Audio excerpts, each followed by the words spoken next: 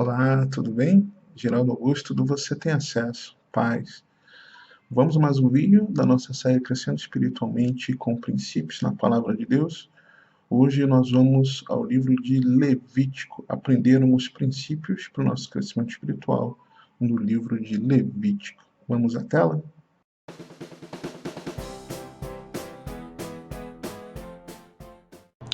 Bem, agora de olho aqui nos slides, vamos ver os princípios que eu pensei para compartilhar com você e que vão muito te ajudar a crescer espiritualmente, né, dentro do livro de Levítico. São verdades em ação, né? São verdades que encontramos, né, na Bíblia de Estudo Plenitude e que apontam fundamentos e ensinos que devemos praticar na nossa caminhada cristã. Então o livro nos ensina alguns princípios e nos convoca a tomar algumas atitudes, algumas ações. Primeiro, vamos tratar de princípios para uma devoção dinâmica. Deus quer que a nossa devoção a Ele guie a maneira como vivemos. Então, a maneira que nós vivemos, a maneira que eu vivo, que você vive, ela precisa refletir aquilo que a nossa entrega, que o nosso relacionamento com Deus evidencia. A Bíblia sugere muitas maneiras para construir uma vida que expresse devoção zelosa a Deus. Uma vida devota está focada em conhecer e agradar a Deus. Então, eu preciso conhecer e prosseguir em conhecer ao Senhor. E dessa forma, agradá-lo, né? Preciso ter uma vida dessa maneira. Levítico 3:1. Se a oferta de alguém for sacrifício pacífico, se a fizer de gado, seja macho ou fêmea, ofereça-la sem defeito diante do Senhor. Não era um princípio da maneira como a oferta deveria ser, né? Um sacrifício pacífico ao Senhor. Saiba que a comunhão com Deus, ela exige tempo, energia e recursos que normalmente utilizaríamos de outra forma.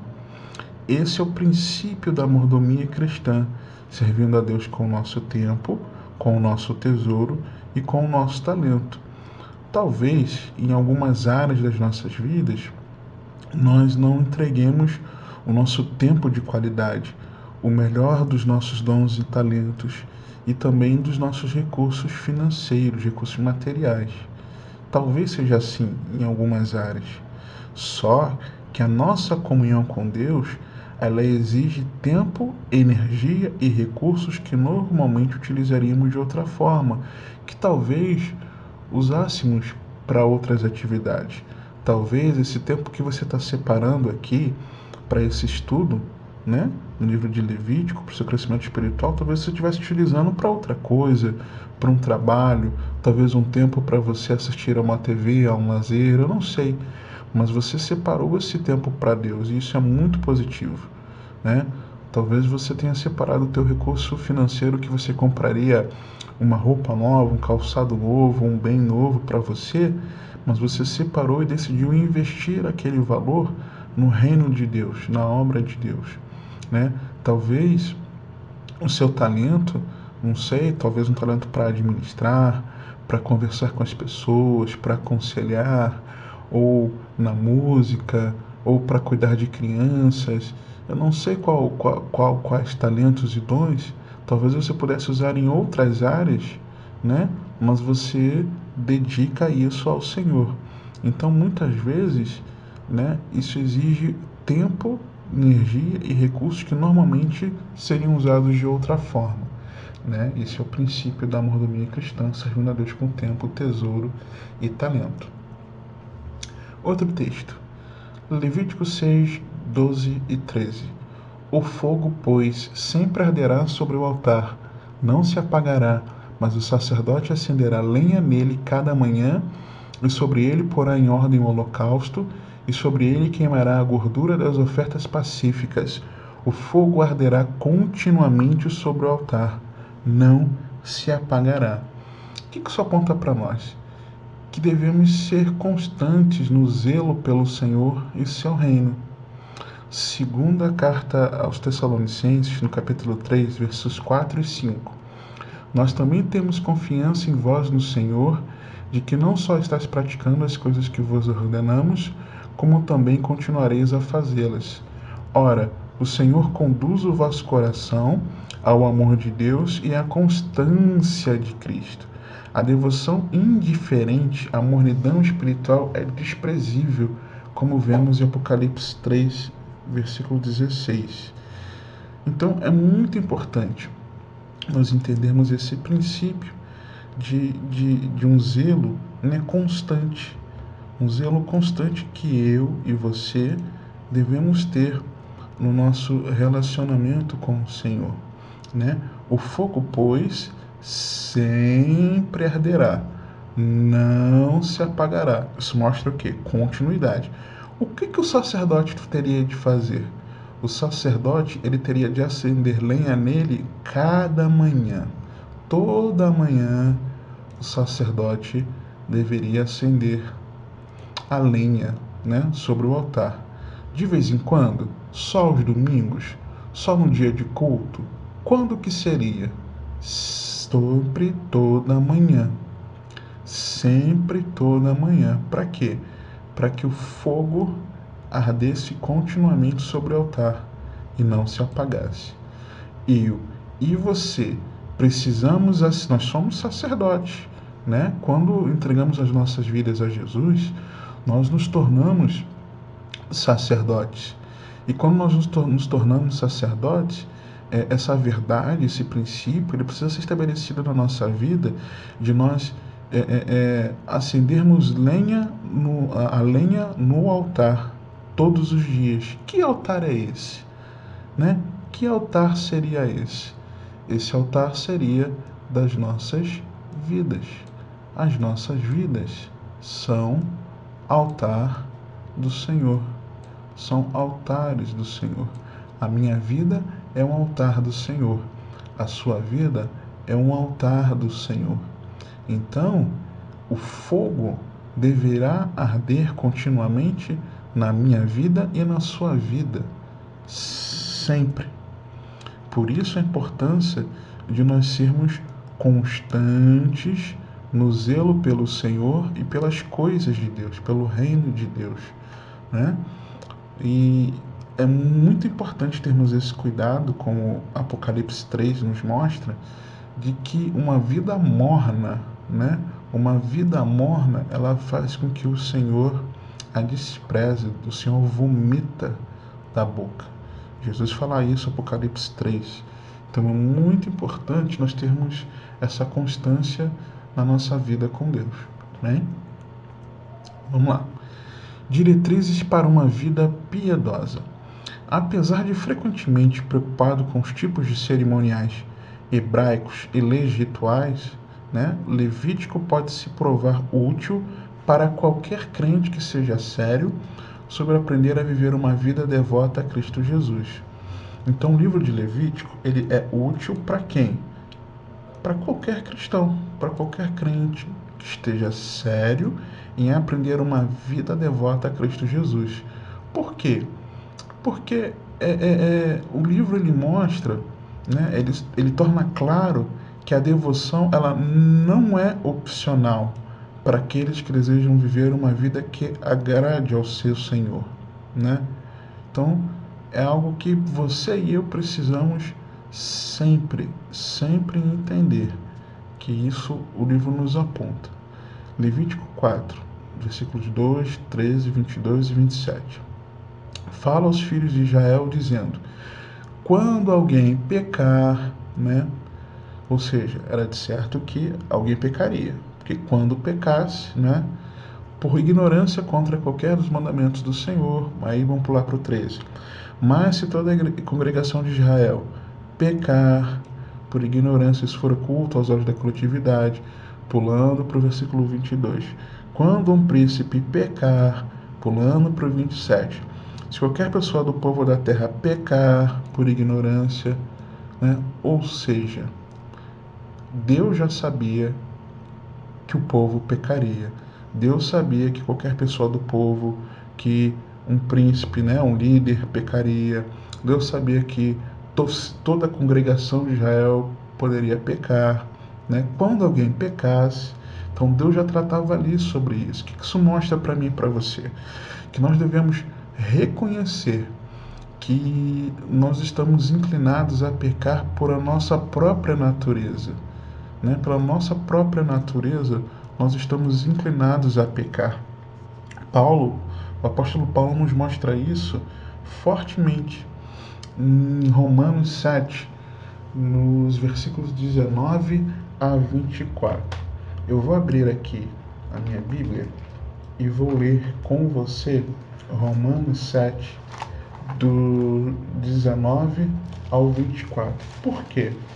Porque apesar de nós estarmos estudando o livro de alguns princípios, né, no livro de Levítico, isso fica muito claro, evidenciado por um texto que nós conhecemos muitas vezes. Se você não conhece, não está familiarizado com ele, você vai passar a estar. Eu acredito que você esteja. Se não, né, se você está começando a ter um contato com a palavra de Deus, é muito importante isso aqui.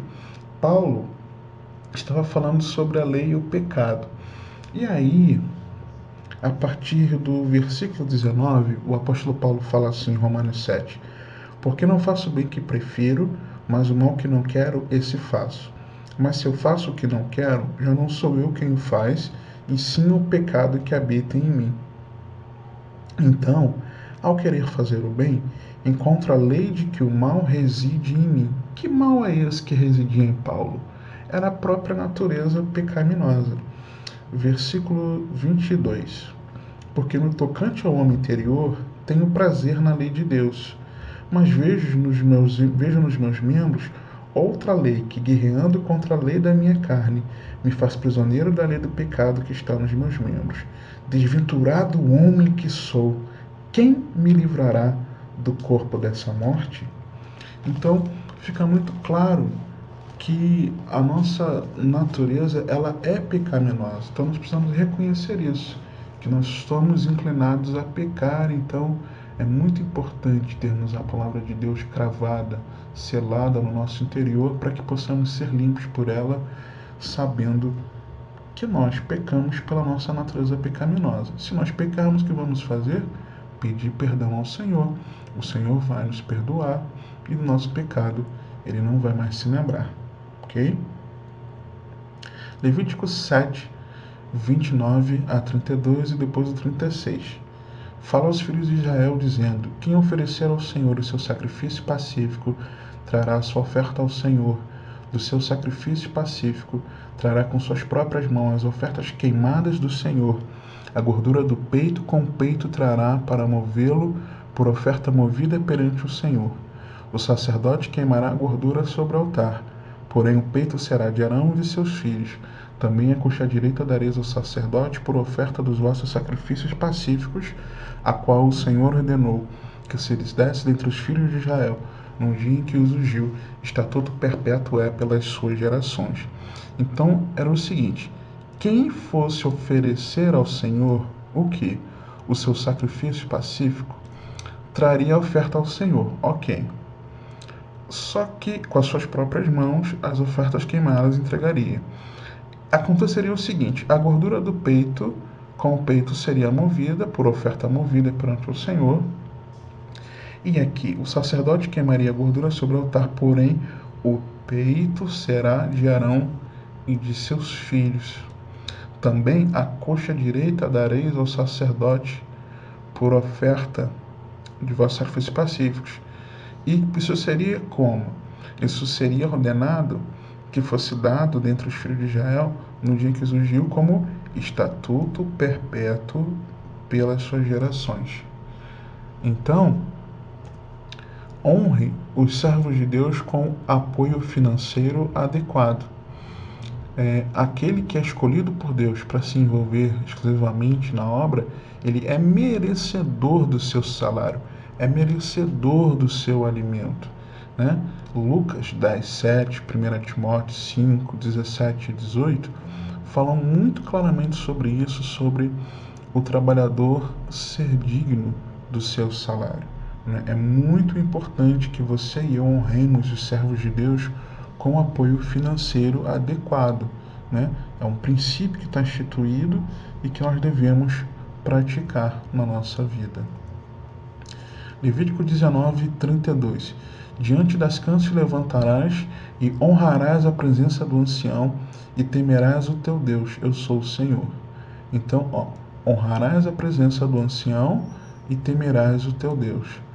Quando você e eu honramos os mais velhos, nós estamos demonstrando nosso temor a Deus. Nós estamos evidenciando que nós respeitamos aquelas pessoas que são mais velhas, já passaram por um período de experiência, né? Nós estamos mostrando essa honra aos nossos pais, honra aos nossos avós, aos mais velhos. Evite o tipo de negligência pelos pais mais velhos que o mundo promove. Infelizmente, nós vemos algo muito triste que nós vemos quando as pessoas, pelo talvez por questões do cotidiano, talvez por comodidade, muitas vezes colocam os idosos em casa de idosos quando deveriam cuidar mais de perto dessas pessoas.